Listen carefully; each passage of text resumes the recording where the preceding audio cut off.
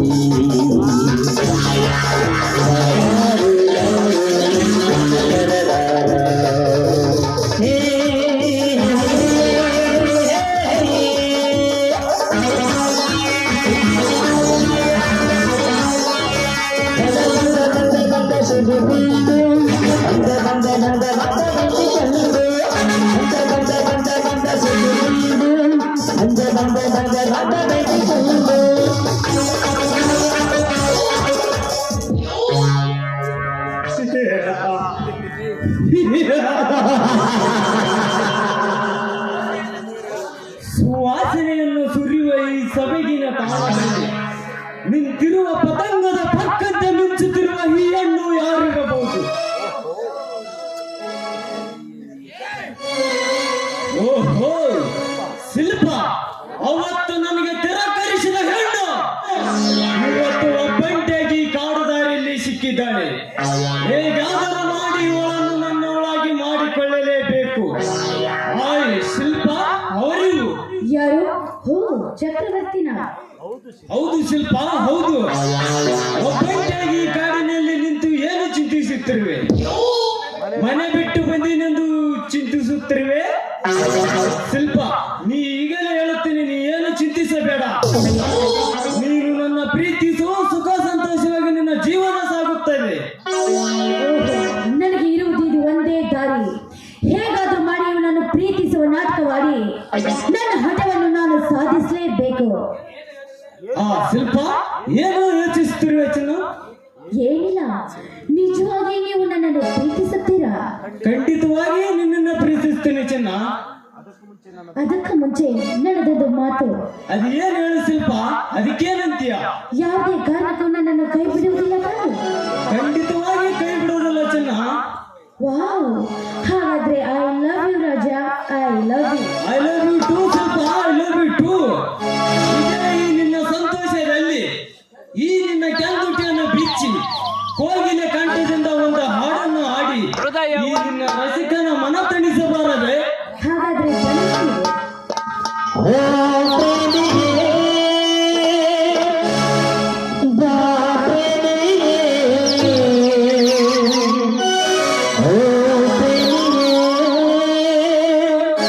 Oh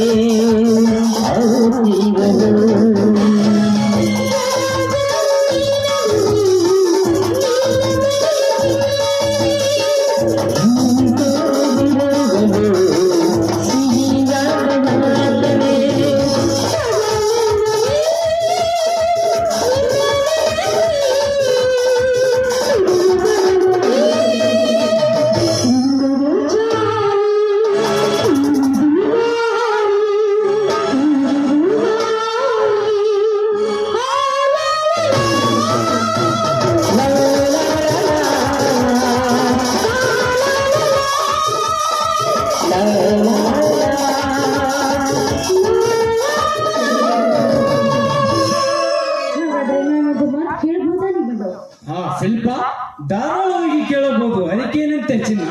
ಆ ಶಿವಪ್ಪನ ಹೆಂಡತಿ ಪಾರ್ವತಿ ಸಾಯಲು ಕಾರಣವೇನು? ಸಾಯುವಂತದ್ದು ಪಾಪ ಅವಳಿಗೆ ಏನಾಗಿತ್ತು ಅಂತ? ಅದು ಒಂದು ದೊಡ್ಡ ಕತೆ ಶಿಲ್ಪ, ಅದು ಒಂದು ದೊಡ್ಡ ಕತೆ. ನಿಮ್ಮ ಅಣ್ಣನ ಮೇಲೆ ಅವಳಿಗಿಂತ ಮೊದಲ ಆಸೆ ಇತ್ತು, ಆದರೆ ಅವಳಿಗೆ ಇಷ್ಟವಿರಲಿಲ್ಲ. ಅವಳು ಯಾವಾಗಲೂ ಒಬ್ಬಂಟಿಯಾಗಿ ದೇವರ ಗುಡಿಗೆ ಹೋಗೋದನ್ನು ನೋಡಿ ಅವಳ ಮೇಲೆ ಬಲಾತ್ಕಾರ ಮಾಡಲು ಹೋದ, ಆದರೆ ಅವಳು ಒಪ್ಪಲಿಲ್ಲ. ಆದರೂ ನಿಮ್ಮ ಅಣ್ಣ ಅವಳ ಮೇಲೆ ಬಲಾತ್ಕಾರ ಮಾಡಿಬಿಟ್ಟ, ಸ್ವಲ್ಪ ಬಲಾತ್ಕಾರ ಮಾಡಿಬಿಟ್ಟ. ಅದರಿಂದ ತನ್ನ ಕೆಟ್ಟಿದ ಶೀಲವನ್ನು ತನ್ನ ಗಂಡನಿಗೆ ಒಪ್ಪಿಸಬಾರದೆಂದು ಮನೆಗೆ ತನ್ನ ಪ್ರಾಣವನ್ನು ಬಿಟ್ಟಳು. ಅವಳ ಸಾವಿನ ಸುದ್ದಿ ತನ್ನ ಮೇಲೆ ಬರಬಾರದೆಂದು ನನಗೆ ಫೋನ್ ಮಾಡಿ ಹೇಳಿದ. ನಾನು ಪೊಲೀಸ್ ಸ್ಟೇಷನ್ಗೆ ಹೋಗಿ ಆ ಪತ್ರನನ್ನು ಜೈಲಿಗೆ ಹಾಕಿಸಿ ಬಿಟ್ಟೆ. ಸ್ವಲ್ಪ ಜೈಲಿಗೆ ಹಾಕಿಸಿ ಬಿಟ್ಟೆ. ಶಿಲ್ಪ ಹೋಗಲಿ ಬಿಡು, ಆ ವಿಷಯ ಹೀಗೇಕೆ? ಹಾಗೆ ಸುಮ್ಮನೆ ಕೇಳ್ತೀನಿ ನಾನು. ಶಿಲ್ಪ, ಈ ವಿಷಯ ನಿಮ್ಮ ಅಣ್ಣನಿಗೆ ನನಗೆ ಬಿಟ್ಟು ಮತ್ತೆ ಯಾರಿಗೆ ಗೊತ್ತಾಗಬಾರದು, ಮುಂದೇನು ಯಾರಿಗೆ ಗೊತ್ತಾಗಬಾರದು. ಅದರಿಂದ ಈ ವಿಷಯವನ್ನು ನೀನು ಯಾರಿಗೆ ಹೇಳಬೇಡ. ಶಿಲ್ಪ, ನಾನು ಇವತ್ತು ಬೆಂಗಳೂರಿಗೆ ಹೋಗಬೇಕು, ಬರಲ್ಲ? ನೀವು ಬೆಂಗಳೂರಿಗೆ ಹೋಗಿ ಯಾವಾಗ ಬರ್ತೀರಾ ಅಂತ? 2 ದಿವಸ ಬಿಟ್ಟು ಬರ್ತೀನಿ ಚಿನ್ನು. ಹಾಗಾದ್ರೆ ನಾನಿನ್ನು ಬರುತ್ತೇನೆ. ಬಾಯ್.